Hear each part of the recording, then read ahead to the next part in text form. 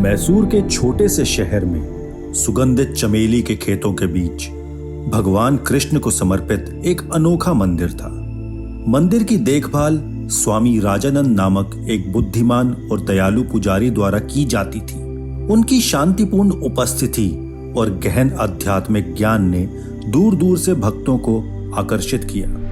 एक रात जब शहर शांति से सो रहा था, रवि नाम के एक शरारती चोर ने मंदिर में घुसकर उसकी कीमती कलाकृतियां चुराने की योजना बनाई। कई दुर्भाग्यपूर्ण परिस्थितियों के कारण रवि अपराध की दुनिया में आ गया था, लेकिन अंदर ही अंदर वह अपने तरीके बदलने के लिए एक मौके की चाहत रखता था।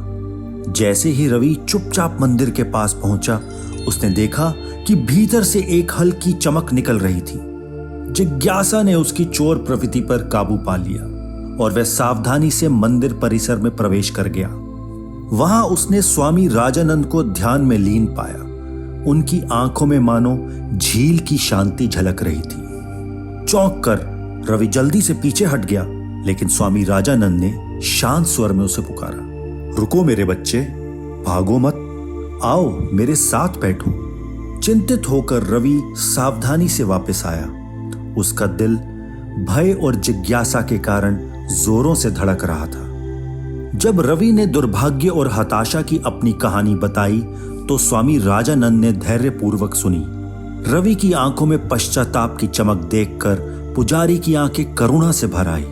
उन्होंने महसूस किया कि यह एक महत्वपूर्ण क्षण था, एक खोई हुई आत्मा को मुक्ति प्रदान करने का अवसर।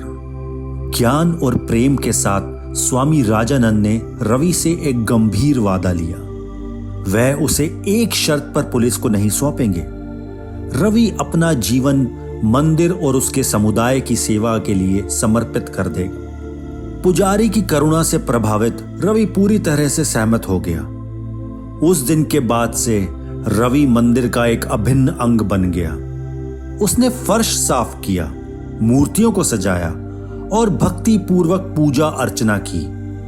पुजारी ने उन्हें धार्मिकता के मार्ग पर निर्देशित किया, उसके भीतर उद्देश्य की भावना पैदा की और मानवता में एक नया विश्वास पैदा किया।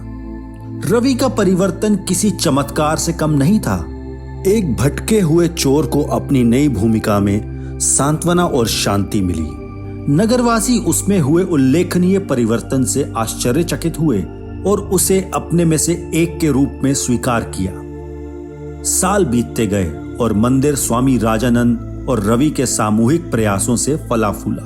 उनकी कहानी मुक्ति और दूसरे मौके की एक प्रेरक कहानी बन गई, जिसने इसे सुनने वाले सभी को याद दिलाया कि करुणा और क्षमा में जीवन बदलने की शक्ति है। जिससे साबित हुआ कि कभी कभी सबसे बड़ा चमत्कार तब होता है जब हम दूसरों में अच्छाई देखना चुनते हैं और उन्हें मुक्ति का मौका देते हैं।